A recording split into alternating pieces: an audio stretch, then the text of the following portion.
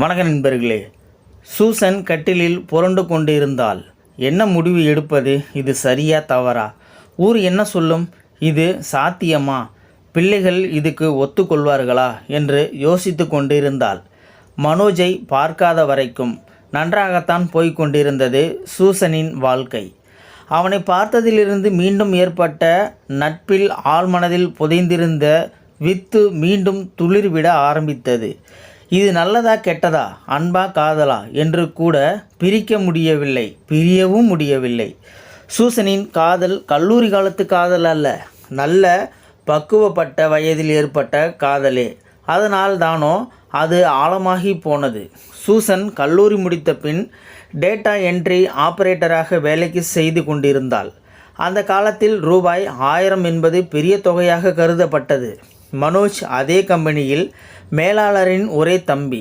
கல்லூரி முடிந்து 1 வருட காலமாக இங்கு பணியாற்றி கொண்டிருந்தான். மனோஜ் மேலாளரின் மோகனின் தம்பி என்பதால் எல்லோரும் எட்ட நின்று தான் பேசுவார்கள். மோகன் ரொம்ப கண்டிப்பானவர். வேலையை நேரத்திற்கு முடிக்க வேண்டும். இதை கண்காணிக்கத்தான் மனோஜை நியமித்திருந்தார். சூசன் மற்ற ஸ்டாஃப் எல்லோருக்கும் ஒன்றாக உட்கார்ந்து உணவு உண்பார்கள். இதில் மனோஜ் வழியே வந்து சேர்ந்ததில் எல்லோருக்கும் வியப்பு. மனோஜின் ஜாலியான பேச்சும் குறும்புத்தனம், ஒழுக்கம், பெண்களிடம் பழகும் விதம் எல்லோருக்கும் மனோஜின் மேல் நல்ல அபிப்பிராயம் ஏற்படவே நண்பர்கள் குழு உருவானது. அடிக்கடி ட்ரீட்டு, சினிமா, பீச்சு என்று நண்பர்கள் கூட்டம் ஒன்றாகவே இருந்தன. மனோஜின் குணம் சூசனுக்கு பிடித்து போகவே சூசனும் மனோஜும் நெருங்கிய நண்பர்கள் ஆனார்கள். டேய் மனோஜ், இன்னைக்காவது உன் காதலை சொன்னியா என்றான் மனோஜின் கல்லூரி நண்பன் கார்த்திக். இல்லடா என்றான் மனோஜ். சே, நீ எல்லாம் ஏடா காதலிக்கிற? ஏதாவது சொல்லிட போகிறேன். நீயும் தினமும் காதலை சொல்ல போகிறேன்னு சொல்லிட்டு தான் போகிற. சாயந்தரம் கேட்டால் இல்லைன்னு சொல்கிற. என்னடா ஆச்சு உனக்கு என்று கடிந்து கொண்டான் கார்த்திக். இல்லை கார்த்திக், சொல்ல தான் நினைக்கிறேன். ஆனால் அவளை பார்த்த பிறகு பேச்சே வரல. எங்கள் நட்பு இதனால் பாதிச்சிடுமோன்னு பயமாக இருக்குது என்றான் மனோஜ். அதெல்லாம் ஒன்றும் ஆகாது. இதயம் படத்தில் வரும் முரளி மாதிரி ஏண்டா படுத்துற? நாளைக்கு நீ சொல்லலைன்னா நானே வந்து உன் காதலை சொல்லிடுவேன், பார்த்துக்கோ என்று அன்பாய் எச்சரித்தான் கார்த்திக். ஐயோ வேண்டாம்ப்பா, நானே சொல்லிடுறேன் என்றான் மனோஜ் ஆவேசமாக. சூசன், உன் மனசில் ஆசையை வச்சுக்கிட்டு ஏண்டி புலம்புற? நீ தான் மனோஜை விரும்புகிறேன்னு சொல்லிட வேண்டியது தானே என்றாள் சூசனின் தோழி லதா. இல்லடி, ஒருவேளை அவன் என் மனசில் நான் இல்லைன்னா நான் சொல்ல வந்து காதல் தப்பாயிடும் லதா என்றால் தயங்கியபடி. இலைமறைவாய் காய்மறைவாய் பூத்த காதலை மனதிற்குள் மறைத்து வைத்தாள் சூசன். அலுவலகத்தில் நுழைந்த மனோஜ் சூசனை தேடினான். அன்று சூசன் விடுப்பு எடுத்திருந்தாள். அன்று நேரமே ஓடவில்லை. மனோஜுக்கு எதையோ பறிகொடுத்தவன் போல் இருந்தான். மனோஜுக்கு அலுவலகத்தில் ஃபோன் கால் வரவே மோகனும் மனோஜும் அவசரமாக கிளம்பி போனார்கள். சூசனுக்கு அன்றுதான் கடைசி நாளாக இருந்தது அலுவலகத்தில். அதன் பிறகு 30 வருடங்கள் பிறகு இப்போது தான் பார்த்தாள். மீண்டும் குழப்பத்தில் ஆழ்ந்தாள். என்ன முடிவெடுப்பது? இது அன்பா இல்லை என் மீது உள்ள பரிதாபமா என்று கூட சொல்ல முடியவில்லை. இது எப்படி சாத்தியம்? யோசித்து யோசித்து பைத்தியம் பிடித்தது போல இருந்தது. 40 வயதில் கணவனை இழந்த போதிலும் மறு கல்யாணம் என்று கூட தோன்றவில்லை. பிள்ளை வளர்ப்பில் கவனம் செலுத்தினாள். பிள்ளைகளும் வளர்ந்து பெரியாளாகி வெளிநாட்டில் நல்ல வேலையில் இருக்கின்றான். மகளுக்கோ அமெரிக்கா மாப்பிள்ளை, பேரன் பேத்தி என்று குடும்பமும் பெரிதாகி போனது. வருடத்தில் ஒரு முறை அம்மாவை பார்க்க இருவரும் 1 மாதம் காலம் இருந்து தங்கிவிட்டு போவார்கள். இந்த மகிழ்ச்சியை சூசனுக்கு போதுமானதாக இருந்தது, மனோஜை பார்க்காத வரை. அன்று கொரோனா தொற்று ஏற்படாமல் இருந்திருந்தால் இவன் அன்புக்கு ஏங்கி போகாமல் அவள் வாழ்க்கை பயணம் தடம் புரளாமல் ஓடிக்கொண்டிருந்திருக்கும். கொரோனாவால் ஏற்பட்ட ஊரடங்கு சூசனின் பிள்ளைகள் இந்தியாவுக்கு வர முடியாமல் போனது. 63 வயதான சூசன் தனிமையாக்கப்பட்டாள். நோயினால் ஏற்பட்ட தனிமை வெறுமையை தந்தது.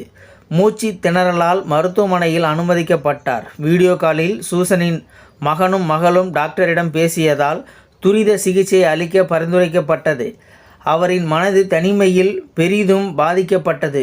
அப்போதுதான் பக்கத்து படுக்கையில் இருந்த மனோஜின் குரல், அந்த பேச்சு அவளை ஆழ்ந்த மயக்கத்தில் இருந்து சுய நினைவுக்கு திருப்பியது. அந்த வார்டு அவனால் கலகலப்பானது. மனோஜின் பேச்சும் கூத்தும் மற்ற நோயாளிகளுக்கு குதூகலத்தை ஏற்படுத்தியது. தனிமையில் இருந்த மனோஜுக்கு இங்கு கிடைத்த உறவுகள் எல்லாம் பெரிதாக மதிக்கப்பட்டது. அவனின் குரல் அவளின் ஆழ்மனதில் பொதிந்திருந்த ஊற்று பொத்து கொண்டு வந்ததைப் போல் உணர்ந்தாள். அவனும் சூசனை பார்த்து வெகுவாக மகிழ்ந்தே போனான். இத்தனை வருடங்கள் பின் கிடைத்த சந்திப்பாயிற்றே. சூசனிடம் பாசிட்டிவான பேச்சும் ஊக்கமும் அன்பும் என்றும் மனோஜ் சூசனுக்கு ஒரு பொழுதுபோக்காகவே ஆகிவிட்டிருந்தான். பழைய குறும்புத்தனம், நகைச்சுவை பேச்சு என்று அவள் மனதில் புதைந்திருந்த அன்பு உயிர்ப்பித்தது. வீட்டிற்கு சென்ற பிறகும் அடிக்கடி சூசனுக்கு துணையாக இருந்து பார்த்து கொள்வது சூசனின் பிள்ளைகளுக்கு நல்ல அறிமுகத்தையும் அம்மாவின் நண்பர் என்ற ஆதரவும் பிள்ளைகளுக்கு ஆறுதல் அளித்தது. அன்று சூசன் எதிர்பார்க்கவில்லை இப்படி ஒரு கேள்வி கேட்பான் என்று. இருவரும் தள்ளாடும் வயதில் ஒருவருக்கு ஒருவர் உதவியாக இருந்தனர். மனோஜ் தன் வாக்கிங் ஸ்டிக்கை அருகில் வைத்துவிட்டு நாற்காலியில் உட்கார்ந்தபடி தொடர்ந்தான். சூசன், அன்று நான் உன்னை தேடி அலுவலகத்துக்கு வந்தேன். நீ வரல. அன்று தான் என் காதலை சொல்ல வந்தேன். ஆனால் சொல்லாமலேயே முடிந்து போனது. ஆமாம் மனோஜ், அன்னைக்கு என்னை பெண் பார்க்க வந்திருந்தார்கள். எப்படியாவது உன்னிடம் சொல்ல வந்தேன். நீயோ வேலையை விட்டு போயிட்டேன்னு சொன்னாங்க. ஆமாம், அன்று என் தந்தை உடல்நலம் குறைவால் இறந்து போகவே ஃபோன் கால் வரவே நான் ஊருக்கு கிளம்பிட்டேன். அதன் பிறகு என் வாழ்க்கையே தலைகீழாக மாறிப்போச்சு. என் தந்தை இறந்த பிறகு அம்மாவையும் வீட்டையும் பார்த்துக்கிற பொறுப்பு வந்துருச்சு. என் அண்ணன் மோகனும் சென்னையில் திருமணம் செய்து மனைவிடம் செட்டில் ஆயிட்டான். அம்மாவுக்கு ஊரை விட்டு வர மனசில்லை. நானும் ஊரோடு இருந்துட்டேன். அப்படியே காலம் போச்சு. அம்மாவின் மறைவுக்கு பிறகு நான் சென்னைக்கு வந்தேன்.